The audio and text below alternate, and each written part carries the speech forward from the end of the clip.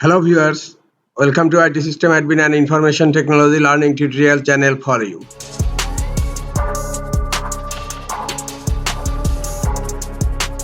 Today in this tutorial I am going to show you how to remove a user from a group on Red Hat Enterprise Linux 8. Sometimes it becomes very important for you, so don't forget to watch full video. To remove a user from a group, first of all I am going to check the users and groups, type tail -5 /etc /group.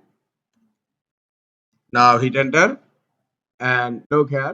I have a group, my group, and a Jerry user is a member of my group. Now I am going to remove Jerry user from my group. Now type g passwd -d and then type the username Jerry and type the group name my group g passwd -d, then username and then the group name, and this command will remove Jerry user from my group. Now hit enter. The command is executed. Now I'm going to check again. Tail -5 /etc/group.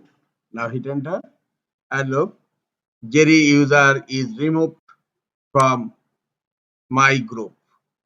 This is the easiest way to remove a user from a group on Red Hat Enterprise Linux 8. This is all for today. Hope this tutorial is helpful for you. Keep watching for next tutorial. Thank you very much.